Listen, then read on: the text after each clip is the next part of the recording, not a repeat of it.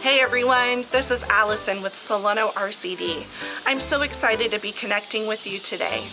Normally this time of year, we're working with thousands of students just like you, but these times require us to stay home and stay safe.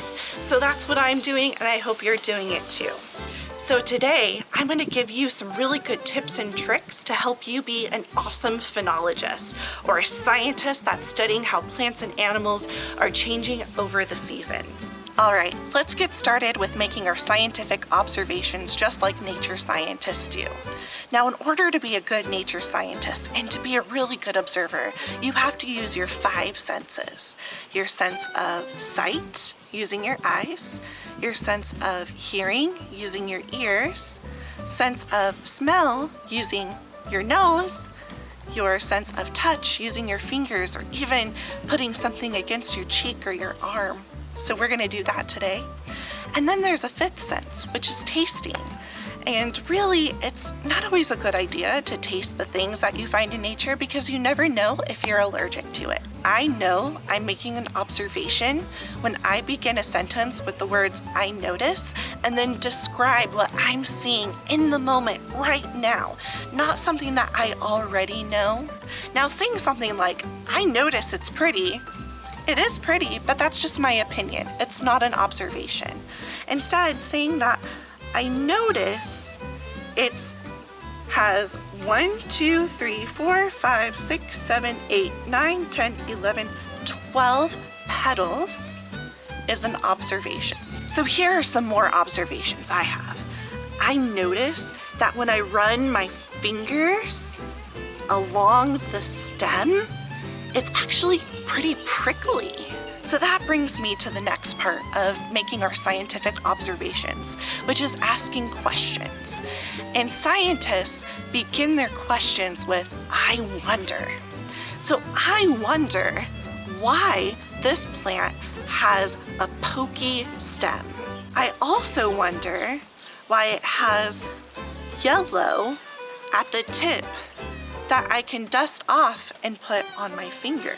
Now I'm going to introduce you to my favorite part of I notice, I wonder, it reminds me of. It reminds me of is the way that I really remember my observations because I'm making my own connection to it. So I look at this flower and I say, it reminds me of a sunflower. I notice this little bee going into the flowers. Here's another one, little honeybee. One thing I can hear a lot of are bees. Now I notice how this bee is going from flower to flower, and sometimes it doesn't stay very long. I wonder if the bee moves fast from flower to flower because the flower it's visiting doesn't have much pollen on it. I was just looking out my back window and I noticed that there's something on top of this light bulb that isn't on any of the other lights. And when I look really closely, there's a whole bunch of different plant material in it and little flowers, and it's so small that I realized it's a hummingbird nest, which is super cool. I'm really excited about my little nest neighbor. Look who I found. It's a little ladybug that's doing some cleaning right now. I noticed that these flowers at the end are still closed. So I noticed that the flowers at the tippy top are the youngest flowers.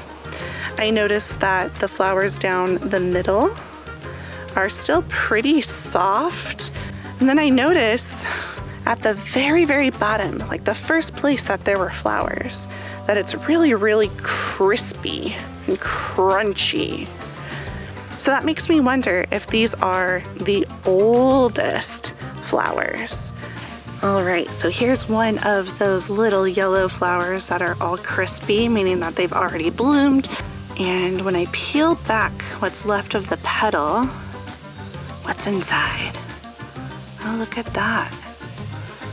I noticed that there's white, kind of wet fibers. And right here, there's something kind of squishy and long. In fact, when I squeeze it, it feels like a sunflower seed does. So I wonder if this is the seed. So what do you think?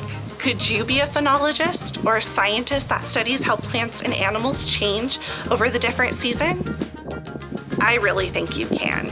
Today you got some really good practice in of being a scientist, making observations, asking questions, and making connections.